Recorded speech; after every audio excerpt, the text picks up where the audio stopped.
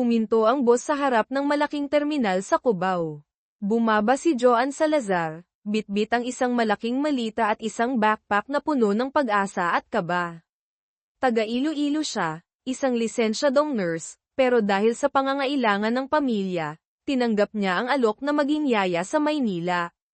Malayo man sa propesyon niya, mas malaki ang sahod, at iyon ang mahalaga sa ngayon para sa pagpapaaral ng mga kapatid at sa gamot ng kanyang nanay. Huminga siya ng malalim, pinapakiramdaman ang ingay at alinsangan ng syudad. Ibang-iba sa tahimik at preskong hangin ng probinsya nila.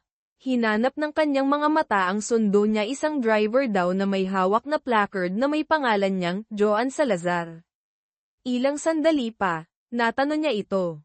Ma'am Joan, tanong ng medyo may edad ng lalaki na nakauniporme. Opo, ako nga po, magalang niyang sagot, kasabay ng isang tipid ng ngiti. Ako po si Mang Ben, driver ng mga alonte. Tara na po, ma'am, hinihintay na po kayo sa bahay. Tinulungan siya ni Mang Ben sa kanyang mga gamit at iginiya papunta sa isang itim at may kantab na SUV. Napanganga si Joan sa laki at gara ng sasakyan. Habang nasa biyahe, hindi niya maiwasang mamangha sa nagtataasang mga gusali at sa bilis ng takbo ng buhay sa Maynila. Tahimik lang si Mang Ben, maliban kung may itatanong si Joan tungkol sa mga nadadaanan nila. Huminto sila sa harap ng isang mataas na gate ng isang kilalang subdivision. Matapos magpakilala ni Mang Ben sa gwardya, pumasok sila sa loob. Namangha si Joan sa laki at ganda ng mga bahay. Para siyang napasok sa ibang mundo. Ilang liko pa, huminto sila sa harap ng isang modernong two-story house na may malawak na hardin. Kulay puti at abo ito, na may malalaking bintanang salamin. Mukhang tahimik at malamig. Bumukas ang pinto at lumabas ang isang babaeng nakauniporme rin, marahil ay kasambahay. Good morning po, Ma'am Joan. Ako po si Ate Linda. Tuloy po kayo. Pumasok si Joan sa loob. Malinis, organisado, at mamahalin ang mga gamit, pero may kakaibang katahimikan. Para bang walang nakatira. Nasa opisina pa po si Sir Marco, sabi ni Ate Linda. Pero malapit na rin daw po siyang umuwi para ma-meet kayo. Yung mga bata po, nasa playroom pa. Mamaya ko na po kayo ihahatid sa kanila. Gusto nyo po muna magkape o juice? Tubig na lang po, Ate Linda. Salamat po, sabi ni Joan, naupo sa isang magandang sofa sa sala. Hindi siya mapakali. Ilang minuto pa, narinig nila ang ugong ng sasakyan sa labas. Pumasok si Marco Alonte, matangkad, moreno, nasa mga mid-30s siguro, maayos man amit, pero bakas sa mukha ang pagod at lungkot. Seryoso ang mukha nito nang lumapit sa kanya. You must be Joan Salazar, sabi nito, hindi ngumingiti. Ang boses ay baritono at may awtoridad. Oo po, Sir Marco. Good morning po, medyo nautal si Joan, napatayo agad. Have a seat, sabi ni Marco, naupo sa single sofa sa tapat niya. Mang Ben told me you arrived safely. Ate Linda will show you to your room later. Your main responsibility is my children Lancy and Ligaya. They are 6 years old. Twins. Sandali itong tumahimik, tila may inaalala. They can be a handful. Their mother passed away 2 years ago. Tumango si Joan, nakikiramay. Condolence po, sir. Thank you. Tipid na sagot ni Marco. Ate Linda helps with the house chores. But I need someone focused solely on the twins. Their schedule, meals, playtime, tutoring, everything. I expect you to be patient, responsible, and firm when needed. May natanggap akong feedback sa agency na nurse ka raw. Opo, sir. Lisensyado po akong nurse. Good. That's a plus, especially with kids. Your contract states the salary and benefits. If you have questions, ask Ate Linda or me directly. Understand? Yes, sir. Naiintindihan ko po. Okay. I need to get back to my home office. Tatayo na sana si Marco nang biglang may sumigaw mula sa hagdanan. Daddy, look, isang batang babae na may hawak na drawing ang tumatakbo pababa, kasunod ang isang batang lalaki na may hawak namang larwang robot. Sila siguro si Ligaya at Lancy. Magkamukha sila, parehong may bilugang mga mata at makapal na kilay tulad ng ama, pero mas buhay na buhay ang ekspresyon. Napatingin ang mga bata kay Joanne, tila ngayon lang siya napansin. Nagtago si Ligaya sa likod ng ama, habang si Lancy naman ay tinitigan si Joanne mula ulo hanggang paa. Daddy, who is she? Tanong ni Lancy, nakataas ang isang kilay, parang matanda kung umasta. Lumuhad si Marco para magpantay sila ng mga anak. Kids, this is Joanne. She will be staying with us. She will be your new yaya. Another one, ungol ni Lancy. Magtatagal ba yan, Daddy? O aalis din katulad ni Yaya Beth? Hindi nakasagot agad si Marco.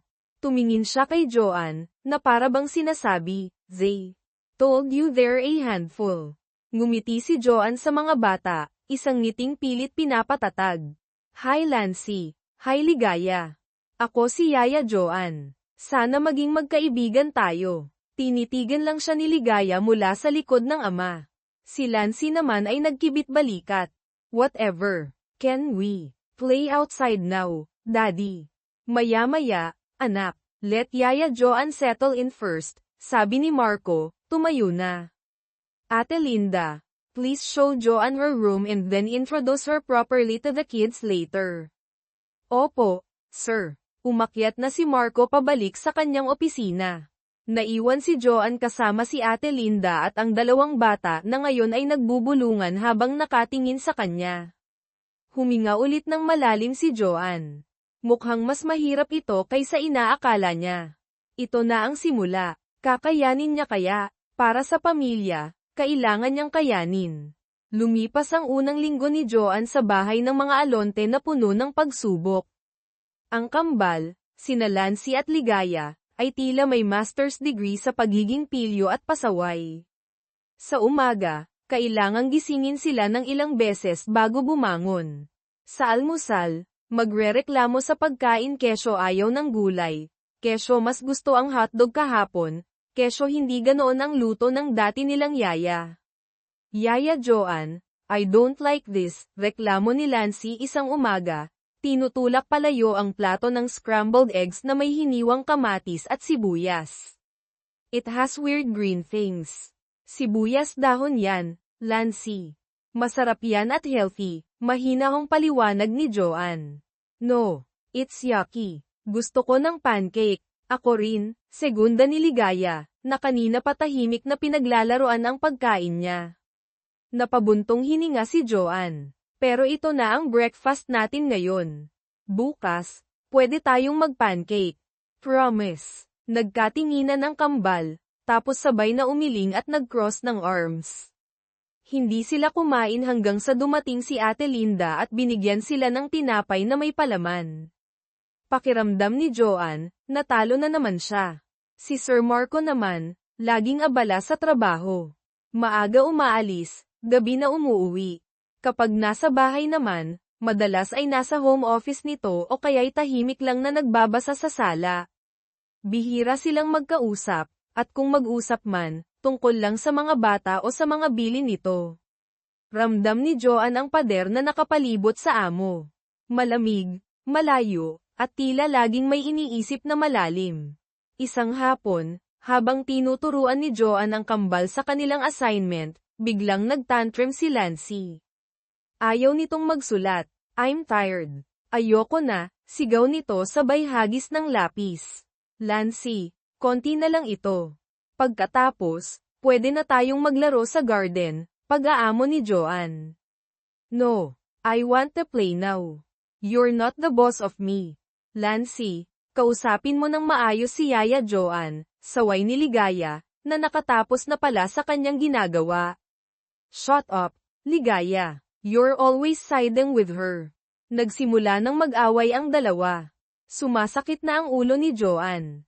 Sinubukan niyang paghiwalayin sila pero nagpupumiglas si Lancy. Sakto namang bumaba si Marco mula sa opisina nito, marahil narinig ang ingay. What's going on here? Tanong ni Marco. Ang boses ay mababa at seryoso. Agad tumahimik ang kambal. Nag-aaway po sila, sir. Ayaw pong tapusin ni Lancy yung assignment niya. Paliwanag ni Joanne, medyo nahihiya. Tumingin si Marco kay Lancy. Son, finish your work. No playing until you're done.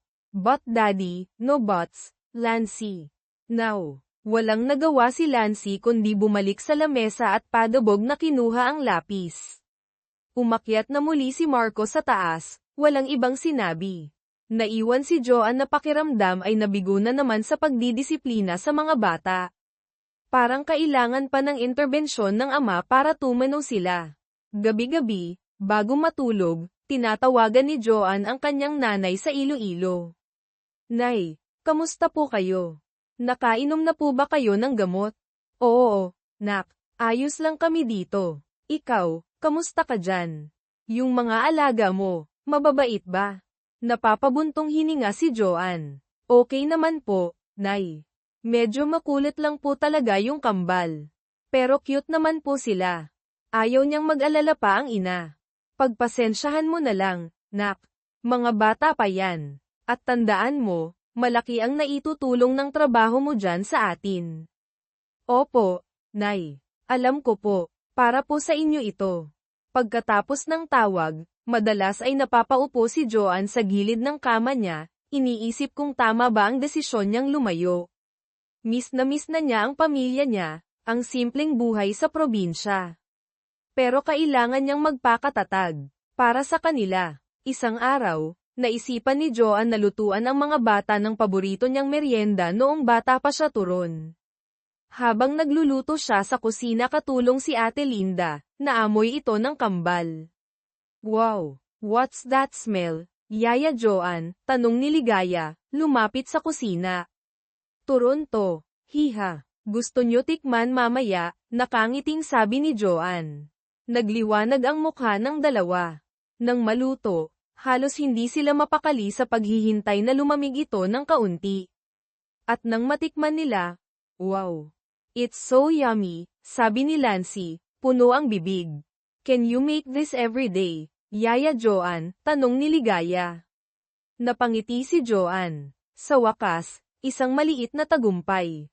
Kahit sa pagkain man lang, nagustuhan nila ang gawa niya. Sakto namang bumaba si Marco, siguro'y naamoy din ang niluluto. Nakita niya ang mga anak na masayang kumakain ng turon. What's this? Tanong niya, lumapit. Daddy, try this. Yaya Joanne made it. It's called turon, sabi ni Ligaya. Kumuha si Marco ng isa at tinikman. Tumango-tango ito. Not bad, sabi lang niya, pero parang may bahagyang ngiti sa gilid ng labi nito bago tumalikod at bumalik sa trabaho. Maliit na bagay, pero para kay Joanne, malaking bagay na iyon. Isang sinag ng pag-asa sa gitna ng tila walang katapusang chaos sa bahay Alonte. Baka sakali, unti-unti, mahahanap din niya ang lugar niya dito. Habang tumatagal si Joanne sa bahay ng mga Alonte, unti-unti niyang nakikilala ang mga taong nakatira dito, hindi lang bilang amo at mga alaga, kundi bilang mga individual na may kanya-kanyang pinagdadaanan. Napansin niya ang mga litrato sa sala at sa study ni Marco. Mga litrato ng masayang pamilya si Marco, ang kambal noong mga sanggol pa sila, at isang magandang babae na may maamong mukha at maningning na mga mata. Siya marahil ang yumaong asawa ni Marco, ang ina ni Nancy at Ligaya. Sa mga lumang litrato, ibang Marco ang nakikita ni Joanne, isang lalaking nakangiti ng malapad, masaya, at tila walang inaalala. Ibang-iba sa seryoso at malungkot na Marco na kilala niya ngayon. Minsan, nakita niya si Marco na nakatitig sa isang family picture nila, ang mga daliri ay marahang hinahaplos ang mukha ng asawa sa litrato. Hindi siya napansin nito. Dahan-daang umatras si Joanne, ayaw istorbohin ang pribadong sandali ng amo. Doon niya mas naunawaan ang bigat na dinadala nito. Ang pagiging abala sa trabaho, ang pagiging mailap marahil ay paraan niya iyon para takasan ang sakit ng pagkawala.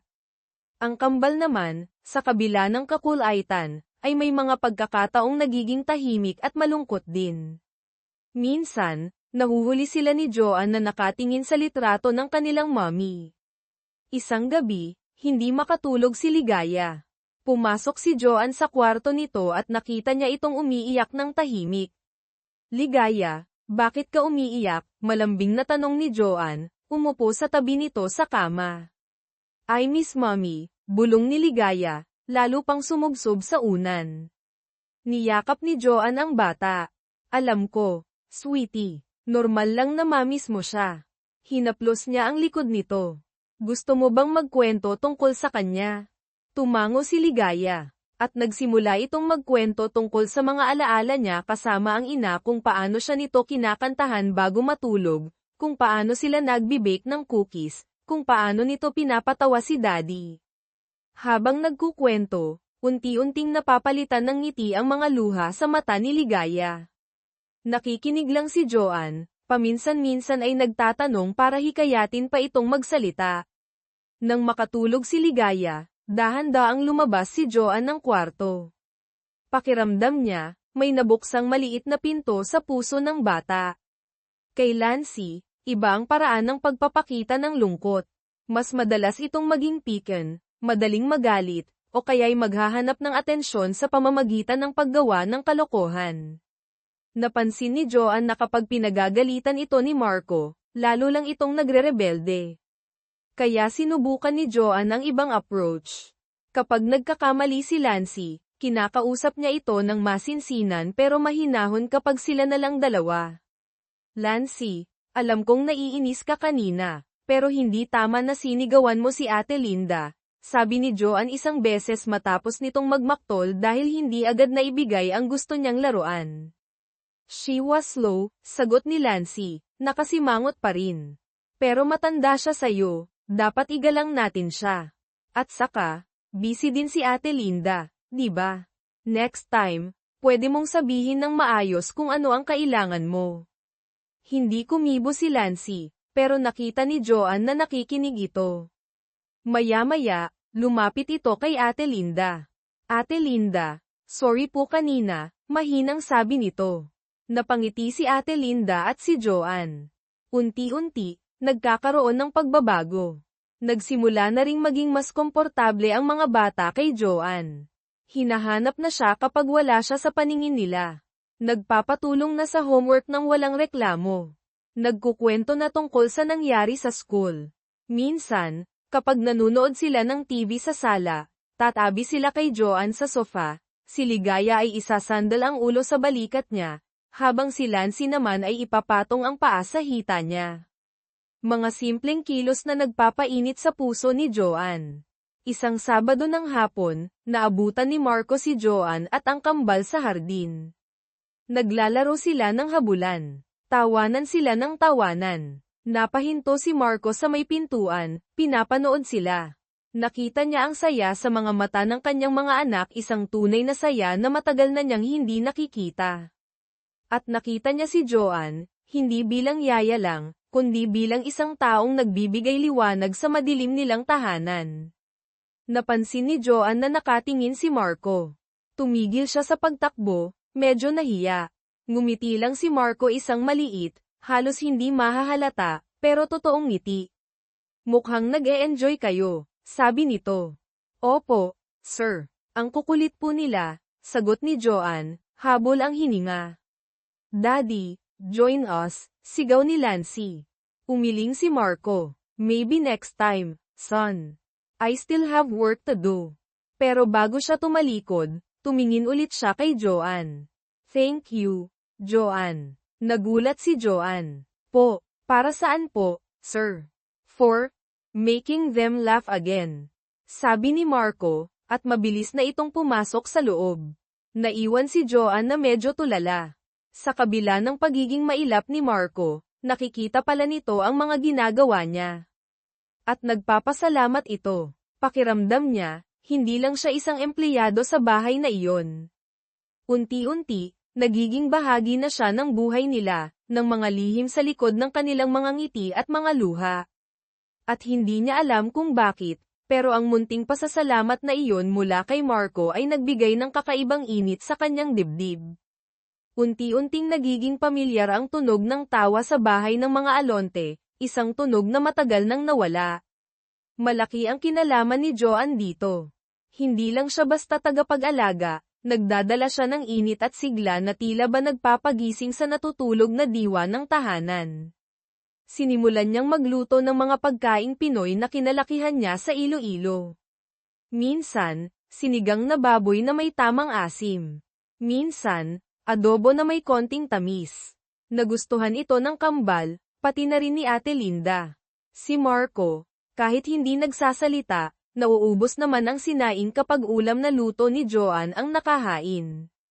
Isang gabi, habang naghahapunan, biglang nagsalita si Ligaya. Daddy, Yaya Jones' adobo tastes like the one Lola used to make. Natigilan si Marco, napatingin kay Joanne. Ang lola na tinutukoy ni Ligaya ay ang ina ni Marco, na pumanaw na rin ilang taon bago ang asawa nito. Talaga ba, anak? Mahinang sabi ni Marco, may bahid ng alaala sa boses. Tumango si Ligaya. Yes, it makes me happy. Ngumiti si Joanne. Nako, paborito po kasi yan sa amin sa Iloilo. Simpleng luto lang po. It's good, sabi ni Marco, nakatingin sa plato niya. Very good. Iyon ang unang beses na direktang pinuri ni Marco ang luto niya. Isang simpleng komento, pero para kay Joanne, parang musika sa pandinig. Nagdala rin si Joanne ng mga kwentong bayan mula sa Visayas at mga Ilonggo lullabies na kinakanta niya sa kambal bago matulog. Paborito nila ang dandansoy at ang ili-ili tulog anay. Kahit hindi nila maintindihan lahat ng salita, tila may mahika ang himig na nagpapakalma sa kanila. Minsan, naabutan ni Marco si Joanne na kinakantahan ang natutulog ng mga anak. Hindi siya gumawa ng ingay, tahimik lang siyang nakinig mula sa pintuan, at may kung anong kumurot sa puso niya, isang halo ng lungkot at pasasalamat. Napansin din ni Marco ang pagbabago sa mga anak. Mas madalas na silang ngumiti, mas masigla, at mas bumuti ang performance sa eskwela. Hindi na rin sila gaanong nag-aaway o nagtatantrum. Kapag may problema, natuto na silang lumapit kay Yaya Joanne nila at makipag-usap ng mahinahon. Isang gabi, hindi makatulog si Marco.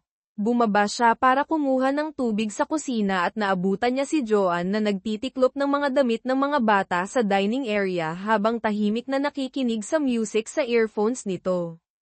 Gising ka pa pala, Joanne, sabi ni Marco, medyo nagulat. Nagulat din si Joanne. Agad niyang tinanggal ang isang earphone. Ay, sir. Opo, tinatapos ko lang po ito. It's late. Pwede mo namang ipagpabukas yan. Okay lang po, sir. Konti na lang naman po ito. Tumango si Marco, kumuha ng tubig. Akmang aakyat na siya nang bigla siyang magsalita ulit. Kumusta ang pamilya mo sa Iloilo? Natigilan si Joanne. Ito ang unang beses na nagtanong si Marco tungkol sa personal niyang buhay. Okay naman po sila, sir. Tumatawag naman po ako lagi. Good. Yung nanay mo, may sakit daw. Tumango si Joanne. Opo, sir. May maintenance pong gamot. Kaya rin po ako nag-Manila, para makatulong ng mas malaki. Tumahimik si Marco sandali. You're a good daughter. Tumingin ito sa kanya, at sa sandaling iyon, nakita ni Joanne ang respeto sa mga mata nito. At mabuti kang, yaya sa mga anak ko. Salamat po, sir. Sige, matulog ka na pagkatapos mo dyan, sabi ni Marco bago tuluyang umakyat. Naiwan si Joanne na nakatulala sa tinitiklop na damit. Ang simpleng pag-uusap na iyon ay nag-iwan ng kakaibang pakiramdam sa kanya. Parang nabawasan ang distansya sa pagitan nila. Hindi na lang siya basta empleyado, kinikilala siya ni Marco bilang tao, bilang si Joanne. Sa mga sumunod na araw, napansin ni Joanne na medyo nagbago na rin si Marco. Paminsan-minsan, sumasabay na ito sa merienda nila ng mga bata. Nagtatanong na tungkol sa araw nila sa eskwela. Minsan, kapag naglalaro sila sa hardin, lalabas ito at manunood saglit, minsan ay may kasama pang maliit na ngiti. Isang linggo, walang pasok si Marco. Nagulat si Joanne nang pagbaba niya, naabutan niya itong nagtitimpla ng kape sa kusina at nakikipag-usap kay Ate Linda. "Good morning, Joanne," bati ni Marco, mas magaan ang tono kaysa karaniwan. "Good morning po, sir. Nag-aalmusal na ba ang mga bata?" "Hindi pa po, kagigising lang po yata nila." Sakto namang bumaba ang kambal, tumatakbo papunta kay Marco. Daddy, can we go to the park today? Please," paglalamang ni Ligaya. Tiningnan ni Marco ang mga anak, tapos tumingin kay Joanne. "What do you think, Joanne? Pwede ba tayong pumunta sa park?" Nagulat si Joanne na tinanong siya. Opo naman, sir. Maganda pong araw para mag-park. Okay, kids. After breakfast, get ready. We'll go to the park, nakangiting sabi ni Marco. Naghiyawan sa tuwa ang kambal. Pati si Joanne ay napangiti. Ang dating tahimik at malungkot na bahay ay unti-unti nang napupuno ng boses-boses ng tawanan, boses ng kwentuhan, at boses ng pag-asang muling mabubuo ang isang pamilya. At sa gitna ng lahat ng ito, ang presensya ni Joanne ang nagsisilbing tulay, ang boses na nagbibigay himig sa kanilang katahimikan. Ang dating purely professional na samahan nina Joanne at Marco ay unti-unti nang nagkakaroon ng ibang kulay.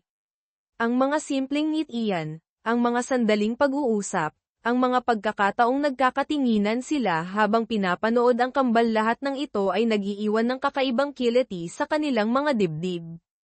Para kay Joanne, si Marco ay hindi na lang ang seryoso at malungkot niyang amo. Nakikita na niya ngayon ang lalaki sa likod ng pader na itinayo nito, isang mapagmahal na ama, isang taong nasaktan pero unti-unting natututong ngumiti muli. Hinahangaan niya ang dedikasyon nito sa mga anak at ang tahimik nitong lakas. Pero kasabay ng paghanga ay ang pag-usbong ng isang damdamin na hindi niya dapat maramdaman. Amo niya si Marco. Yaya lang siya. Mayaman ito, mahirap lang siya. At higit sa lahat, biyudo ito na halatang mahal na mahal pa rin ang yumaong asawa. Anong karapatan niyang makaramdam ng ganito? Lagi niyang pinapaalalahanan ang sarili, trabaho lang, Joanne. Nandito ka para sa mga bata at sa pamilya mo sa Iloilo. Pero mahirap pigilan ang puso, lalo na kapag nakikita niya ang mga maliliit na gestures ni Marco. Minsan, napansin ni Marco na medyo matamlay si Joanne at bahagyang umuubo. "Are you okay, Joanne? You sound like you're catching a cold," tanong nito habang naghahapunan sila. "Okay lang po, sir. Medyo sinisipon lang po siguro." Kinaumagahan, nagulat si Joanne nang may iniabot si Marco sa kanya bago ito umalis papuntang opisina. Isang maliit na paper bag. "Vitamins and some meds for your cold," sabi nito, hindi nakatingin sa kanya. "Make sure you take them. Hindi pwedeng magkasakit ang nag-aalaga sa mga anak ko." Natigilan si Joanne, hawak ang paper bag. Isang simpleng pag-aalala, pero tumagos iyon sa puso niya. "Salamat po, sir." Si Marco naman, hindi niya maitatanggi ang epekto ni Joanne sa buhay nila. Hindi lang sa mga anak niya, kundi pati na rin sa kanya. Ang presensya ni Joanne ay parang sikat ng araw na tumagos sa madilim niyang mundo. Ang simple nitong kabaitan, ang pasensya nito sa kambal, ang init ng mga ngiti nito, lahat ay unti-unting nagpapaguhit ng pag-asa sa puso niyang matagal nang nakakandado. Pero naguguluhan siya. Si Joanne ang yaya ng mga anak niya. Hindi tama na magkaroon siya ng ibang pagtingin dito. At paano si Marisa, ang yumaong asawa niya? Nararamdaman niyang parang tinatraidor niya ang alaala nito sa tuwing nahuhuli niyang napapangiti siya dahil kay Joanne, o kapag hinahanap-hanap ng mga mata niya ito kapag wala sa paningin niya. Isang gabi, medyo na late si Marco nang uwi. Pagod na pagod siya mula sa isang mahabang meeting. Pagpasok niya sa bahay, tahimik na. Akala niya tulog na ang lahat. Pero pagdaan niya sa sala, nakita niya si Joanne na mahimbing na natutulog sa sofa, may hawak pang libro na marahil ay binabasa niya habang hinihintay ang pagtulog ng kambal. Napahinto si Marco. Pinagmasdan niya ang payapang mukha ni Joanne. Mukhang pagod din ito. Lumapit siya at marahang inalis ang libro sa kamay nito. Kumuha siya ng manipis na kumot mula sa kabinet at maingat na ikinumot sa kanya. Habang ginagawa niya iyon, isang takas na hibla ng buhok ni Joanne ang tumabang sa mukha nito. Walang pag-aalinlangan, marahan niyang inipit iyon sa likod ng tenga ni Joanne. Nagulat siya sa sariling kilos. Ang lambot ng balat nito. Biglang bumilis ang tibok ng puso niya. Dahan-daang umatras si Marco, pinigilan ang sarili. Ano ba itong ginagawa ko? Tanong niya sa sarili. Umakyat siya sa kanyang kwarto, dala-dala ang imahe ni Joanne na natutulog at ang kakaibang pakiramdam na iniwan yun sa kanya. Kinabukasan, parehong mailap sina Joanne at Marco sa isa't isa. Naaalala ni Joanne ang pakiramdam na may dumampi sa mukha niya kagabi at ang init ng kumot na hindi naman niya kinuha. Nagising siya saglit noon, nakita niya ang anino ni Marco na paakyat ng hagdan. Siya kaya ang nagkumot sa kanya. Pinilig niya ang ulo. Imposible. O baka naman. Si Marco naman, iniiwasan ang mga mata ni Joanne. Naiilang siya sa nangyari kagabi, sa naramdaman niya. Ang tensyon sa pagitan nila ay hindi nakaligtas sa matalas na mata ng kambal. Daddy, why are you not talking to Yaya Joanne? Tanong ni Ligaya habang nag-aalmusal. Yeah. And Yaya Joanne, why is your face red? Tanong naman ni Lancy. Nagkatinginan sina Joanne at Marco, parehong nagulat at hindi alam ang isasagot. We're talking, sweetie, mabilis na sagot ni Marco. Daddy's just thinking about work. Hindi naman pumapula ang mukha ko, Lancy, sabi naman ni Joanne, pilit na ngumingiti. Mainit lang siguro. Hindi kumbinsido ang kambal, pero hindi na sila nagtanong pa. Ang gulo ng puso ni na Joanne at Marco ay isang lihim na pareho nilang kinikimkim. Isang damdaming hindi nila masabi, hindi nila maamin, dahil sa mga pader na nakapalibot sa kanila ang estado sa buhay, ang nakaraan, at ang takot na masaktan o makasakit. Ngunit habang pinipigilan, tila lalo lang itong lumalakas, naghahanap ng pagkakataong makalaya. Sakto sa pagkakagulo ng damdamin ni na Joanne at Marco, isang tao mula sa nakaraan ang muling pumasok sa eksena si Clarice, ang pinsan ng yumaong asawa ni Marco na si Marisa. Maganda si Clarice, sopistikada, at laging nakaayos. Dati pa man, hindi nalingid sa kaalaman ng ilan na may lihim na pagtingin ito kay Marco, kahit pa noong nabubuhay pa si Marisa. Ngayong biyudo na si Marco, tila umaasa si Clarice na may pag-asa na para sa kanya. Dumating si Clarice isang weekend, dala-dala ang mga pasalubong para sa kambal at isang lutong ulam na paborito raw ni Marco. Sinalubong siya ni Ate Linda at agad naman siyang nagtungo sa sala kung nasaan si Marco, nagbabasa ng papeles. Marco, surprise, masiglang bati ni Clarice, lumapit at bumeso kay Marco. Medyo nagulat si Marco. Clarice, what are you doing here? Visiting my favorite pamangkins, of course. And you too, sabi ni Clarice, umupo sa tabi ni Marco, medyo malapit. I brought your favorite caldereta, just like how Tita used to make it. Thanks, Clarice. You didn't have to. Sakto namang bumaba si Joanne kasama ang kambal mula sa paglalaro sa taas. Tita Clarice, sigaw ng kambal, lumapit para yakapin ito. Sanay sila sa pagdalaw nito paminsan-minsan. Hello, my darlings. Look what Tita brought for you, sabi ni Clarice. Iniabot ang mga laruan. Napatingin si Clarice kay Joanne, na tahimik na nakatayo sa gilid. Tinaasan niya ito ng kilay, tila sinusuri mula ulo hanggang paa. And who is this? Tanong niya kay Marco. Ang boses ay tila mas mataray na ngayon. Ah, Clarice, this is Joanne Salazar. The kid's new yaya, pakilala ni Marco. Joanne, this is Clarice, Marice's cousin. Hello po, Ma'am Clarice, magalang na bati ni Joanne. Ngumiti si Clarice, pero hindi umabot sa mga mata. Oh, the new yaya. I see. Sana naman you last longer than the previous ones. Mahirap alagaan ang kambal na yan. Ang tono ay parang nanunuya. Naramdaman ni Joanne ang lamig sa pakikitungo ni Clarice, pero hindi na lang siya kumibo. Akyat ko lang po saglit ang mga bata, sir, ma'am, para magbihis, palem niya. Habang paakyat sila, narinig pa ni Joanne ang sinabi ni Clarice kay Marco. Mukhang bata pa, Marco. Sigurado ka bang kaya niyang disiplinahin ang mga bata? At taga-probinsya pa yata. Baka mamaya, hindi sanay sa mga gawain dito.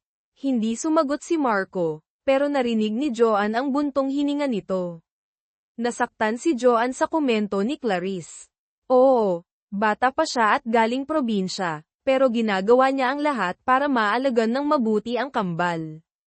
Sa buong weekend na iyon, nanatili si Clarice sa bahay ng mga Alonte. At sa bawat pagkakataon, ipinaparamdam niya kay Joanne na hindi ito kabilang. Kapag naghahain si Joanne, papunahin ni Clarice ang pagkakaayos ng lamesa. Kapag naglalaro si Joanne kasama ang mga bata, bigla itong iepal at aagawin ang atensyon ng kambal. At kapag nakikita niyang nag-uusap sina Joanne at Marco, kahit tungkol lang sa mga bata, hahanap siya ng paraan para sumingit o putulin ang usapan. Napansin din ni Clarice ang unti-unting pagbabago kay Marco, mas madalas na itong ngumiti, mas nakikipaglaro sa mga anak. At napansin niya kung paano tumingin si Marco kay Joanne, minsan isang tingin na hindi niya pa nakikita dati. Nagsimulang kumulo ang dugo ni Clarice sa selos. Hindi niya matanggap na ang isang simpleng yaya lang ang nagpapasaya muli kay Marco at sa mga bata, isang bagay na hindi niya nagawa sa kabila ng kanyang mga effort. Isang hapon, habang nasa labas si Marco at si Ate Linda naman ay namamalengke, sinadya ni Clarice si Joanne sa kusina. Joanne, can I talk to you for a minute? Sabi ni Clarice, nakapamewang. Opo, ma'am. Alam mo, I appreciate your help with the kids. Pero let's be clear, you're just the yaya, okay? Huwag mong isipin na dahil mabait sa'yo si Marco at ang mga bata, may special place ka na dito. Nagulat si Joanne sa direktang sinabi ni Clarice. Ma'am, ginagawa ko lang po ang trabaho ko. Talaga ba? Kasi napapansin ko, parang masyado kang nagiging komportable. Remember your place. Marco is still grieving for Marisa. He needs family around him, like me. Hindi niya kailangan ng distraction. Hindi po ako distraction, ma'am.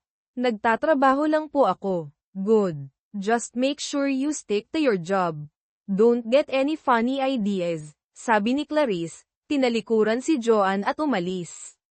Naiwan si Joanne na nanginginig sa galit at hiya. Gusto niyang sumagot, ipagtanggol ang sarili, pero pinigilan niya. Ayaw niyang gumawa ng gulo. Pero ang mga salita ni Clarice ay tumatak sa isip niya. Totoo nga ba? Baka nga masyado na siyang nagiging malapit. Baka nakakalimutan na niya ang lugar niya. Nang gabi ring iyon, nakahanap ng pagkakataon si Clarice na magsumbong kay Marco. Marco, alam mo, nag-aalala lang ako, simula ni Clarice habang nagkakape sila sa sala pagkatapos maghapunan, ang kambal at si Joanne ay nasa taas na. That yaya, Joanne, nakita ko kasi siya kanina sa may study mo. Parang may tinitingnan sa mga papeles mo. Kumunat ang noo ni Marco. Are you sure, Clarice? Oo, hindi naman sa nagbibintang ako, pero, alam mo na. Mahirap magtiwala agad-agad, lalo na sa mga hindi natin lubos na kilala. Nurse daw siya, di ba? Bakit siya nagyayaya? Baka may iba siyang motibo. Sinadya ni Clarice na magtanim ng duda sa isip ni Marco. Hindi agad nakasagot si Marco. Kilala niya si Joanne bilang mapagkakatiwalaan. Pero si Clarice ay pamilya ng yumaong asawa niya. Sino ang paniniwalaan niya? Ang pagiging protective niya sa mga anak at sa naiwan ng asawa niya, kasama na ang sarili niyang emosyonal na gulo, ay nagbigay puwang sa duda na itinanim ni Clarice. I'll talk to her, sabi lang ni Marco, pero bakas sa boses niya ang pag-aalala na hindi naroon dati. Nakita ni Clarice ang epekto ng kanyang mga salita. Isang maliit na ngiti ng tagumpay ang gumuhit sa kanyang mga labi nang hindi nakatingin si Marco. Ang lason ng panibugho at kasinungalingan ay nagsisimula ng kumalat sa tahanang unti-unti nang nakakahanap ng liwanag. Ang mga salitang itinanim ni Clarice ay nag-ugat sa isip ni Marco. Kahit ayaw niyang maniwala, hindi niya maiwasang magduda. Bakit nga ba nasa study niya si Joanne? Ano ang tinitingnan nito? Ang pagiging mailap ni Marco ay bumalik, at ang namumuong init sa pagitan nila ni Joanne ay biglang napalitan ng lamig. Napansin ni Joanne ang pagbabago sa pakikitungo ni Marco. Hindi na ito ngumingiti sa kanya. Ang mga sagot ay naging tipid at formal. Madalas, iniiwasan siya nito ng tingin. Nasasaktan si Joanne, hindi niya maintindihan kung ano ang nagawa niya. Isang gabi, habang pinapatulog ni Joanne ang kambal, tinawag siya ni Marco sa study nito. Kinabahan si Joanne. Ito na ba yun? Joanne, sit down, sabi ni Marco, nakaupo sa likod ng kanyang malaking mesa, ang mukha ay seryoso.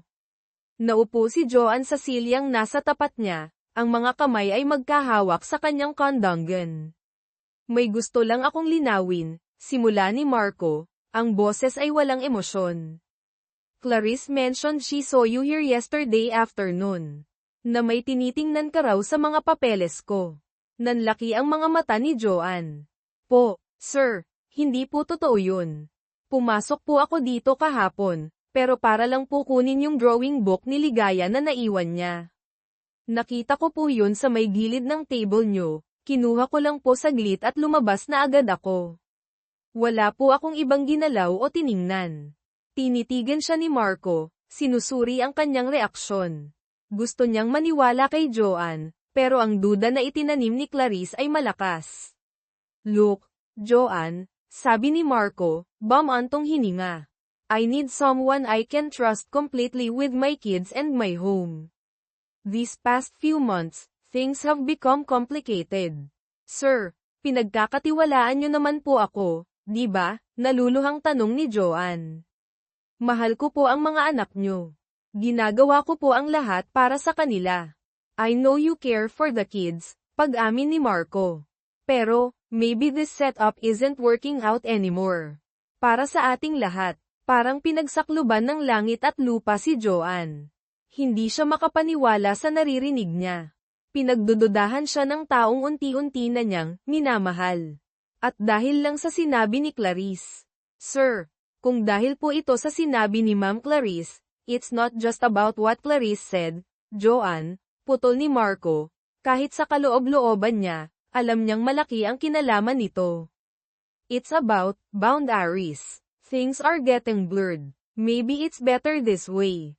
Hindi niya masabi ang totoong dahilan na natatakot siya sa nararamdaman niya para kay Joanne, na nagugilty siya sa alaala ni Marisa, na nagpapadala siya sa lason ni Clarice.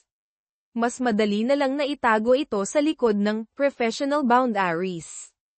Tumulo na ang mga luha ni Joanne. So, pinapaalis niyo na po ako, sir. Tumango si Marco, hindi makatingin ng diretso kay Joanne. I think it's for the best. I'll give you a generous separation pay, of course. At magbibigay ako ng magandang rekomendasyon kung kailangan mo. Hindi na nakapagsalita si Joanne. Tumayo siya, pinunasan ang mga luha gamit ang likod ng kamay. Ang sakit, ang bigat sa dibdib. Pakiramdam niya, dinurog ang puso niya. Sige po, sir, kung yan po ang desisyon niyo, sabi niya, pilit pinatatatag ang boses kahit nanginginig. Mag-iimpake na po ako. Tumalikod si Joanne at mabilis na lumabas ng study, hindi na pinigilan ang paghikbi. Dumiretso siya sa kanyang kwarto at doon ibinuhos ang lahat ng sakit at sama ng loob. Bakit ganito? Bakit kailangang magtapos ng ganito? Minahal niya ang mga bata na parang tunay niyang mga kapatid o anak. At si Marco, akala niya, unti-unti na silang nagkakaunawaan. Isang malaking pagkakamali pala ang lahat. Nagsimula siyang mag-impake, ang bawat damit na tinitiklop ay parang may kasamang alaala ang unang araw niya, ang mga kalokohan ng kambal, ang mga ngiti ni Marco, ang mga munting tagumpay. Palom na sa lahat ng iyon. Bago siya tuluyang umalis kinaumagahan, habang tulog pa ang kambal, sumilip siya sa kwarto ng mga ito. Lumapit siya sa kama ni Ligaya at hinalikan ito sa noo. "Palem, sweetie," bulong niya. Ginawa niya rin ito kay Lancy. "Mamimiss ko kayo." Tahimik siyang lumabas ng kwarto, dala ang mabigat na puso. Naabutan niya si Marco sa sala, naghihintay. Iniabot nito ang isang sobra. "Your pay, Joanne. And some extra." Tinanggap ito ni Joanne, hindi tumitingin kay Marco. "Salamat po, sir. Mang Ben will drive you to the terminal." "Hindi na po kailangan, sir. Kaya ko na po. Salamat po sa lahat." Tumingin siya kay Marco sa huling pagkakataon, ang mga mata ay puno ng lungkot at hindi nasabing mga salita. Pagkatapos ay tumalikod na siya at lumabas ng bahay, dala ang kanyang mga gamit at ang basag niyang puso. Naiwan si Marco sa sala, nakatanaw sa papalayong si Joanne. May kung anong kirot siyang naramdaman. Tama ba ang ginawa niya? Nang pumasok si Clarice sa sala, nakangiti. "She's gone?" tanong ni Clarice. Tumango lang si Marco, umakyat sa kanyang kwarto, at isinara ang pinto. Pakiramdam niya, kasabay ng pag-alis ni Joanne ay ang paglisan din ng liwanag na unti-unti nang bumabalik sa kanilang tahanan. Iniwan siya ng mga alaala ang masasayang alaala ni Marisa, at ngayon, ang masasakit na alaala ng pagpapaalis niya kay Joanne. Ang pag-alis ni Joanne ay nag-iwan ng malaking puwang sa bahay ng mga Alonte, isang puwang na mas malalim pa kaysa inaakala ni Marco. Ang dating ingay ng tawanan ng kambal ay napalitan ng nakabibinging katahimikan, na paminsan-minsan lang ay binabasag ng kanilang pag-iyak o pagmamaktol. "Where's Yaya Joanne, Daddy?" tanong ni Ligaya kinaumagahan, hinahanap ang pamilyar na mukha na gumigising sa kanya. "Yeah, Daddy. Didn't she cook breakfast?" segunda ni Lancy, nakasimangot habang nakatingin sa hinandang almusal ni Ate Linda na hindi niya nagustuhan. Hindi malaman ni Marco ang isasagot. "Yaya Joanne had to go home, kids," sabi niya, pilit pinapagaan ang sitwasyon. May kailangan siyang asikasuhin sa probinsya nila. "But she didn't say goodbye," reklamo ni Ligaya, naiiyak na. "Is she coming back?" tanong ni Lancy, may pag-asa sa boses. Umiling si Marco. I don't think so, son." Ang sagot na iyon ay nagdulot ng hagulgol mula kay Ligaya at matinding pagtatampo mula kay Lancy. Mula noon, naging mahirap na ang bawat araw. Ayaw kumain ng mga bata. Madalas silang tulala o kaya'y nagkukulong sa kwarto. Pati sa eskwela, napansin ng mga guro ang pagiging matamlay nila.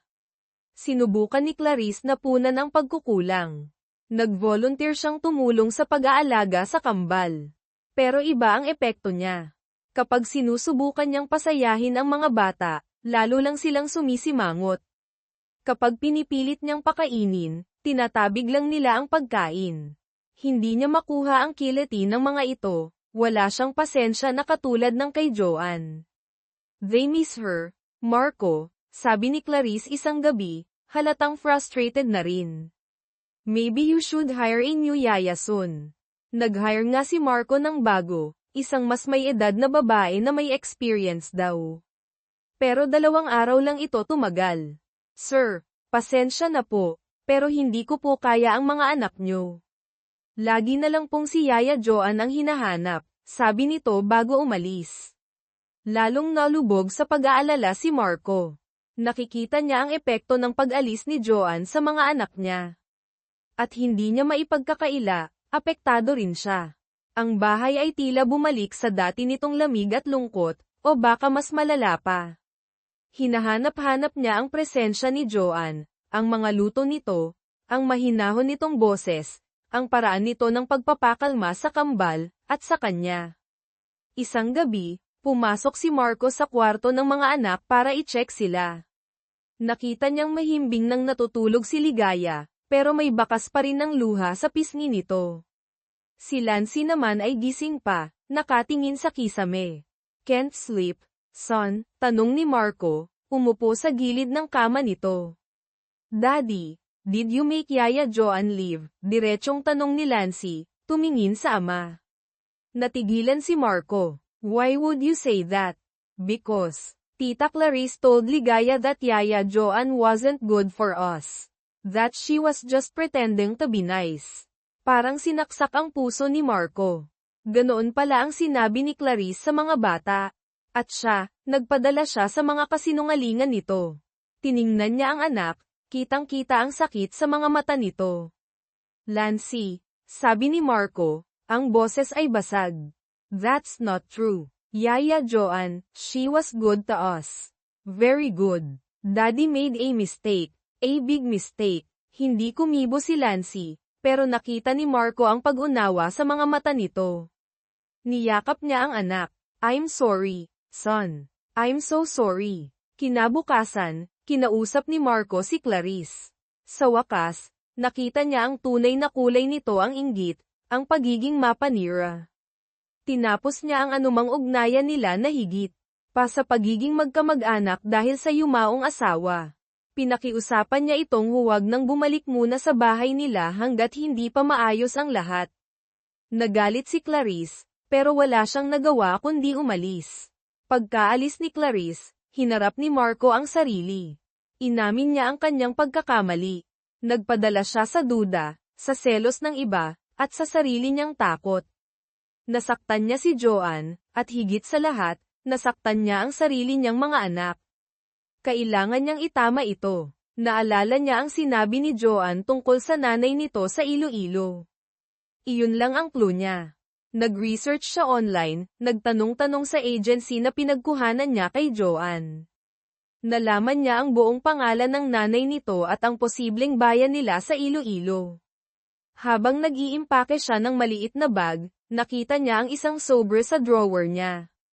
Ito yung sobrang may lamang separation pay na ibinigay niya kay Joan, pero hindi nito kinuha ang extra. Isinilid niya ito sa bag. Pero hindi lang pera ang kailangan niyang dalhin. Kailangan niyang dalhin ang kanyang pagsisisi at ang kanyang puso.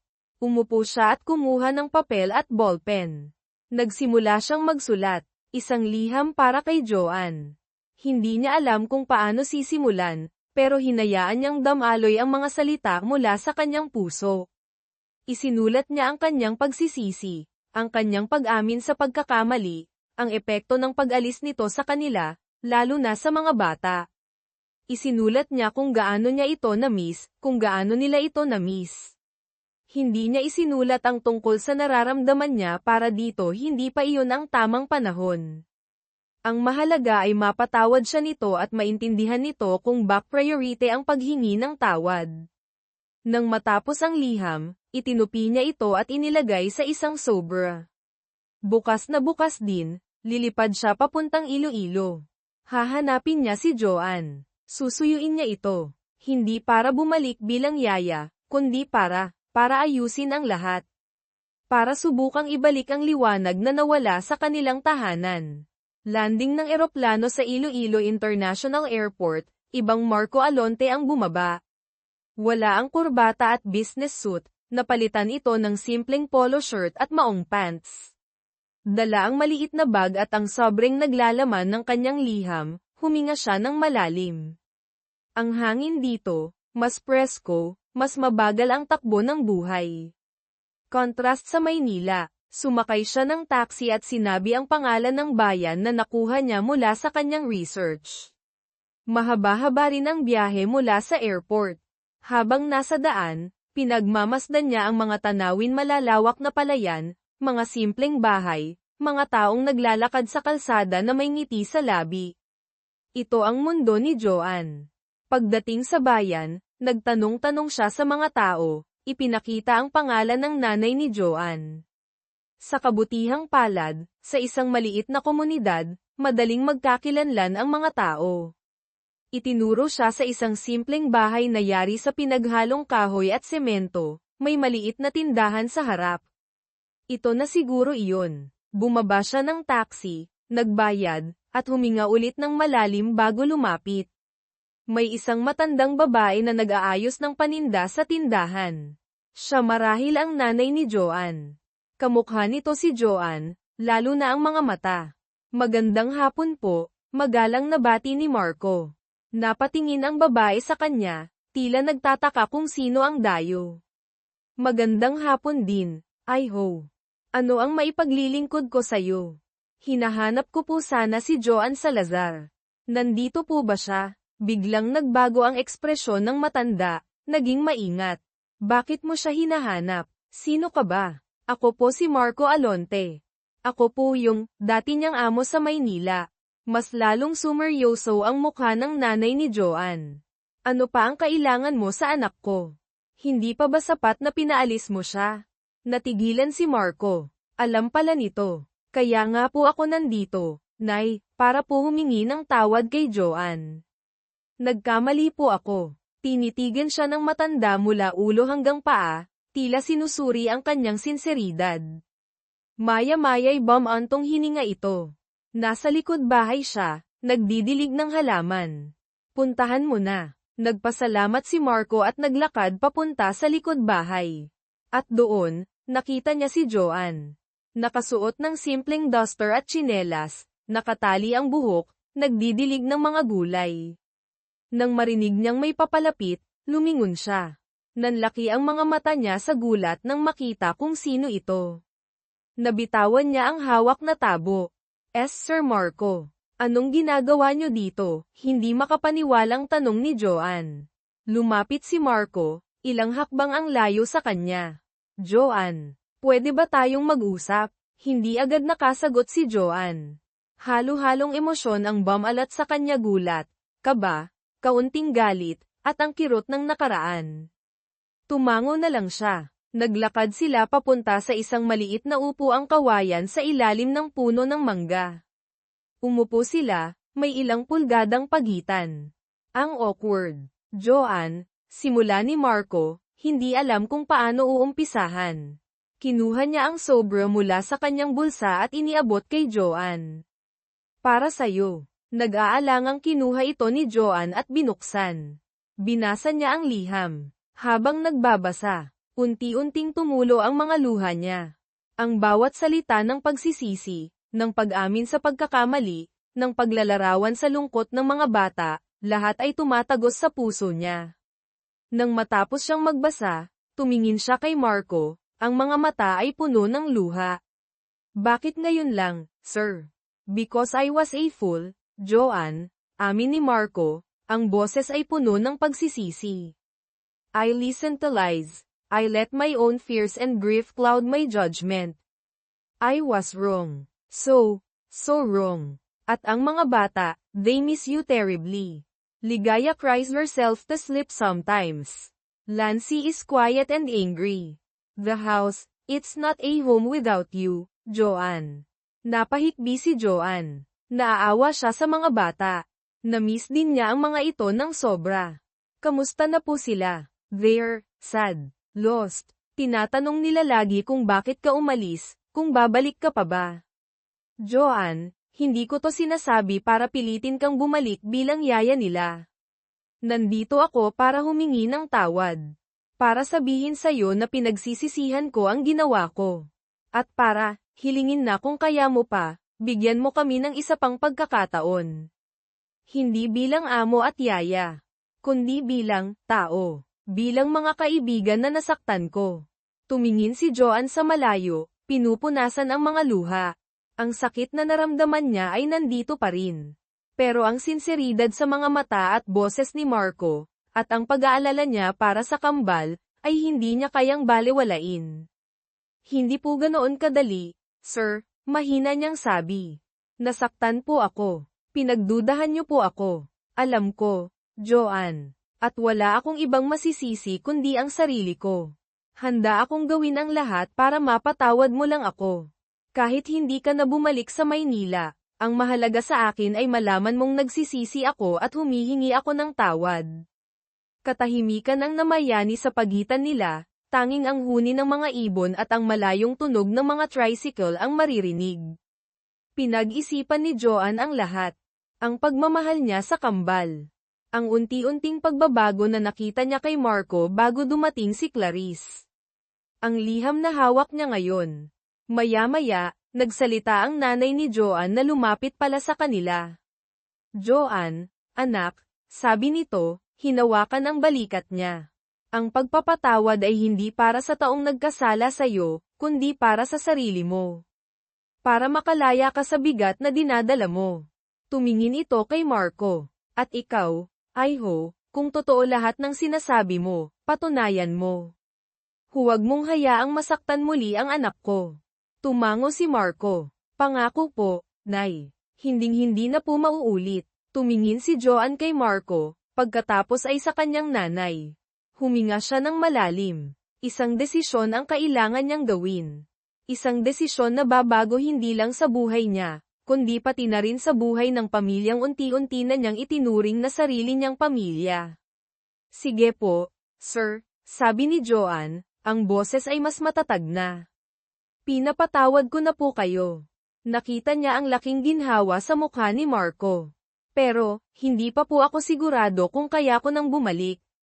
Naiintindihan ko, Joanne, sabi ni Marco. Hindi kita pipilitin. Ang mahalaga, napatawad mo na ako. Pero, sana pag-isipan mo.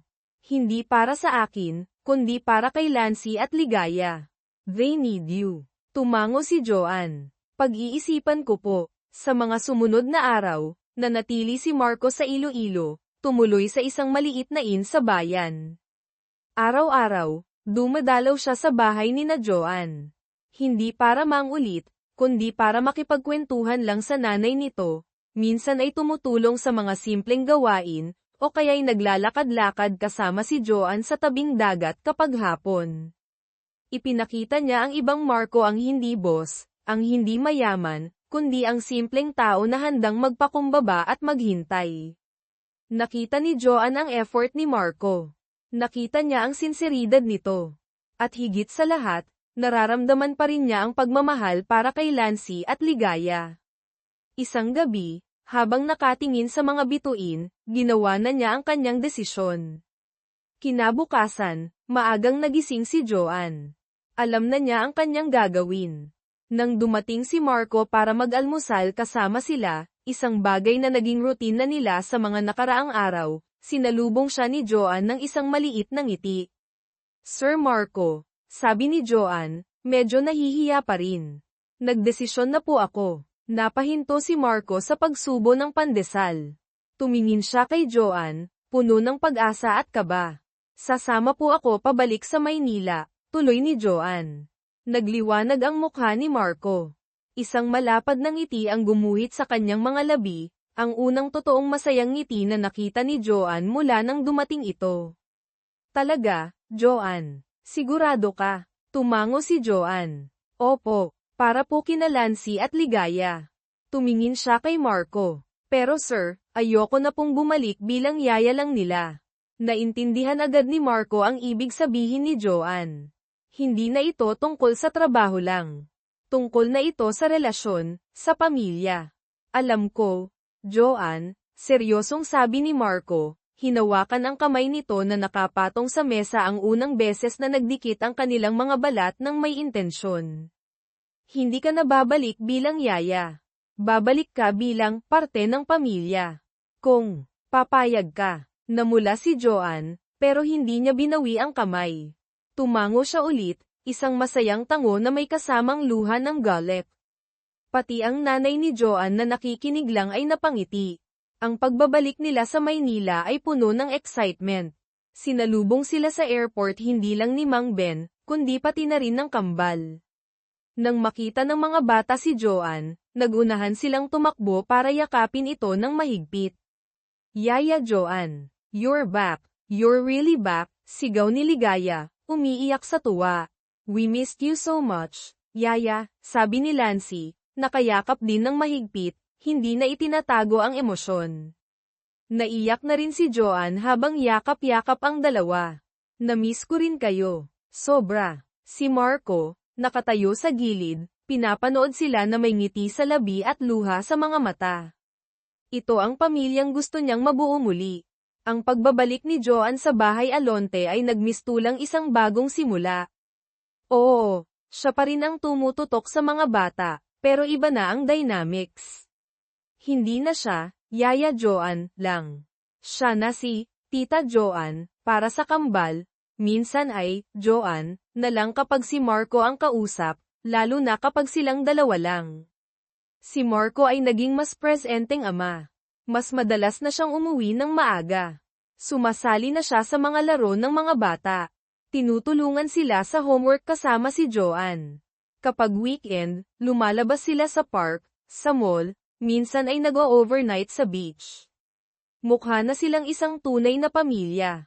Isang gabi, pagkatapos mapatulog ang kambal, naabutan ni Marco si Joanne sa kusina, nagtitimpla ng tsaa. Hindi ka pa matutulog? Tanong ni Marco, lumapit. Hindi pa po ako inaantok, sir. Marco. Pagtatama ni Joanne, medyo nahihiya pa rin sa pagtawag sa pangalan nito. Ngumiti si Marco. Me too. Kumuha siya ng mug. Pwede pa share ng tsaa. Tumango si Joanne at ipinagtimpla rin siya. Umupo sila sa maliit na mesa sa kusina, tahimik na umiinom ng tsaa. Joanne, sabi ni Marco maya-maya. Thank you. Para saan na naman po? Nakangiting tanong ni Joanne. For coming back. For forgiving me. For everything. Tumingin siya sa mga mata ni Joanne. You brought back the light into our lives. Into my life. Nararamdaman ni Joanne ang init na bumabalot sa kanyang puso. Masaya po ako na nakabalik ako, Marco. Masaya ako na kasama ko kayo. Joanne, alam kong maaga pa. Alam kong marami pa tayong kailangang ayusin at pagdaanan. Pero gusto kong malaman mo. Huminga siya ng malalim. Mahalaga ka sa akin. Mahalaga ka sa amin. At gusto kong,